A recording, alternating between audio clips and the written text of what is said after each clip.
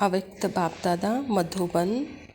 मीठे बच्चे, आत्मा और परमात्मा का यथार्थ ज्ञान तुम्हारे पास है, इसीलिए तुम्हें ललकार करनी है। तुम हो शिव शक्तियाँ। परमात्मा प्रजापिता ब्रह्मा कुमारी ईश्वरी विश्वविद्यालय में ब्रह्मा के तन में आकर के स्वयं का परिचय बताए हैं। वह आते कब हैं, आकर कौन सा कर्तव्य करते हैं, और परमात्मा हमको अपना परिचय बताते हैं, पात्र का परिचय बताते हैं, सृष्टि नाटक के बारे में हमको बताते हैं। तो सर्व यथार्थ ज्ञान बच्चे आपके पास है, तो इसीलिए दुनिया में हर आत्मा को ललकार करो कहते बाबा, क्योंकि आप हो शिव शक्तियाँ। प्रश्न है, सबसे ऊंची मंजिल कौन सी है जिसका ही तुम बच्चे पुरुषार्थ कर रहे हो? बाबा उत्तर में कहते हैं, याद में रहना, निरंतर याद में रहना, यह सबसे ऊंची मंजिल है। याद से ही कर्म भोग चुकतु हो, कर्मातीत अवस्था होगी। जिस माता पिता से अपार सुख मिल रहे हैं, उसके लिए बच्चे कहते, बाबा आपकी याद भूल जाती है, वंडर लगता है। देही अभिमानी रहने का पुरुषार्थ चलता रहे तो याद भूल नहीं सकती। बाबा कहता, सबसे ऊंची मंजिल कौन है? तो परमात्मा के याद में निरंतर रहे, टिका रहे, एक लक्ष्य रहे, एक संकल्प रहे, तो यह बाबा कहता यह ऊंची मंजिल है। परमात्मा को याद करना हमेशा ही सुखकारी है। आनंदमय की प्राप्ति होती है, सुख की प्राप्ति होती है, शांति की प्राप्ति होती है। तो बाबा कहता, बच्चे बाबा को वंडर लगता है कि भगवान को कैसे भूल सकते हैं, बाप को कैसे भूल सकते हैं।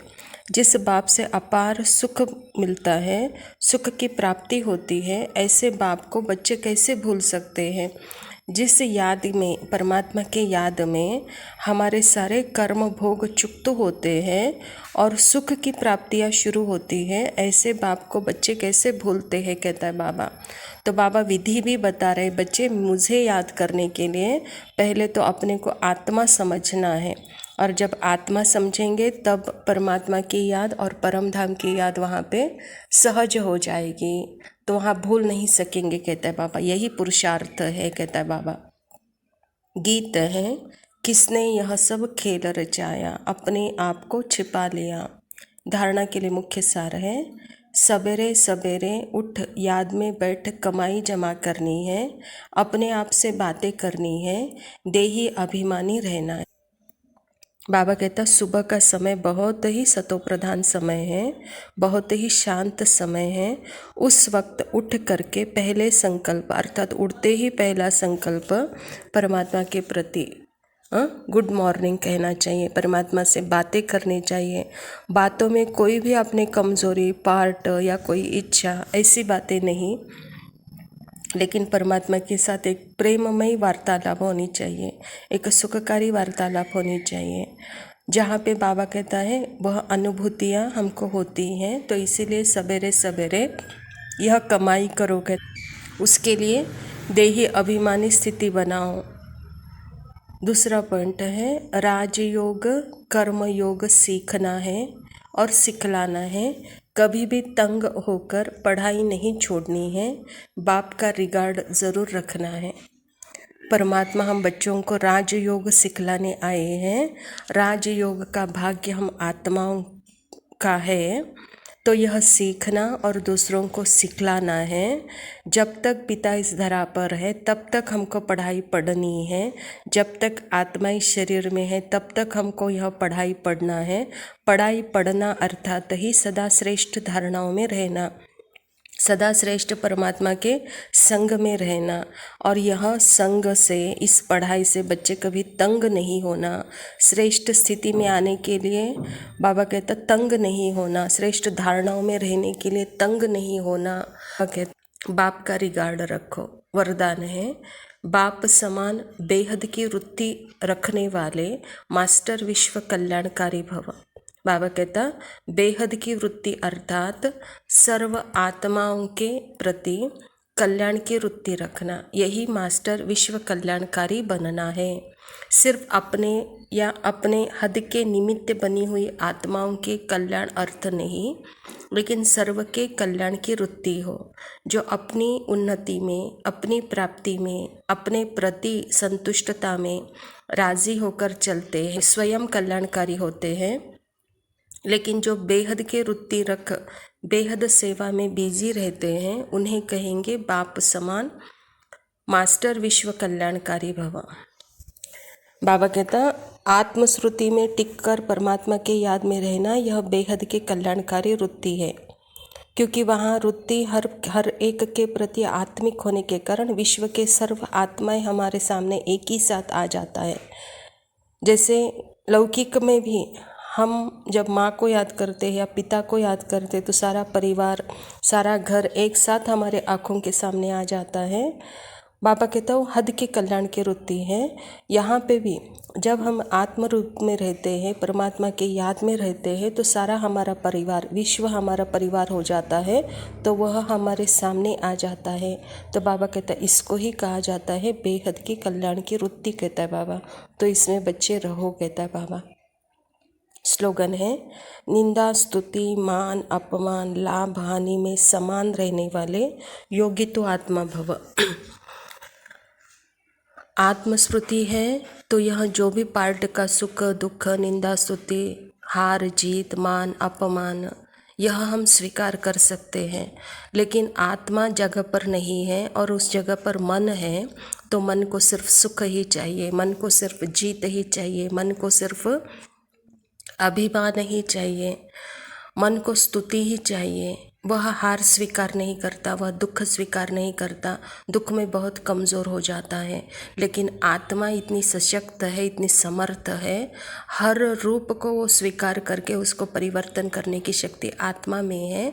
इसलिए बाबा कहता योगी तो आत्मा बनो, कहता बाबा, क्योंकि पात्र में तो दोनों भी है, निंदा भी है, स्तुति भी है, मान भी है, अपमान भी है। तो दोनों को स्वीकार करने के लिए मेरी समर्थ स्थिति की आवश्यकता है। तो वही मैं समर्थ आत्मा हूँ। तो इस अनुभूति में रहो, तो पात्र का कोई भी निंदा स्तुति का फर्क आप पर पड़ नहीं सकता बच्चे, कहता बाबा। अच्छा, मीठे मीठे सिखिल दे बच्चों प्रति माता पिता बाप दादा का याद प्यार और गुड मॉर्निंग। रूहानी बाप की रूहानी बच्चों को नमस्ते। हम रूहानी बच्चों की रूहानी बाप दादा को याद प्यार और नमस्ते। गुड मॉर्निंग बाबा, thank you, love you, Om शांति।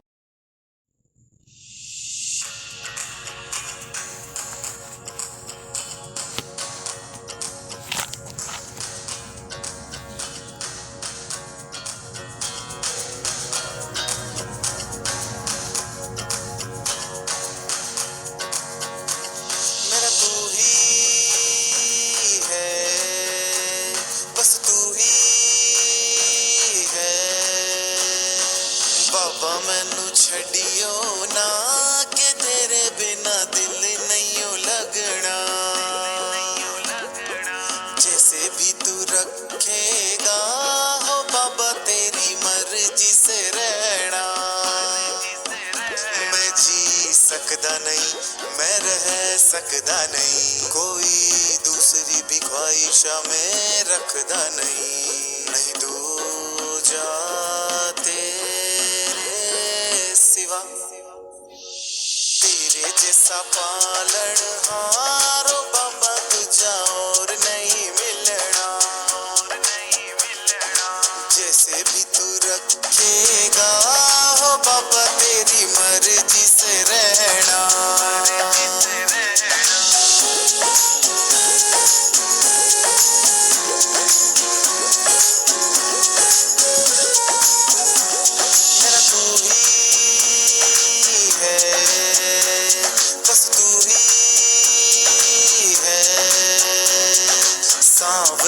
चरणों की सेवा दे मुझे, मुझसे ना होगी कभी शिकवा तुझे। सांवरे तू चरणों की सेवा दे मुझे, मुझसे ना होगी कभी शिकवा तुझे। तूने ठुकराया तो मैं और कहाँ जाऊं, तेरे जैसा यार और बाबा दूजा नहीं पाऊं मैं जी सकदा नहीं, मैं रह सकदा नहीं, कोई दूसरी भी ख्वाहिशा में रखदा नहीं, नहीं दूजा तेरे सिवा।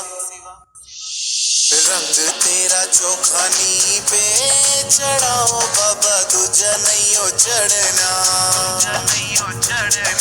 रंग तेरा सौरभ पे चढ़ाओ बाबा दूजा रंग नहीं हो चढ़ना, मेरा तू ही है, बस तू ही है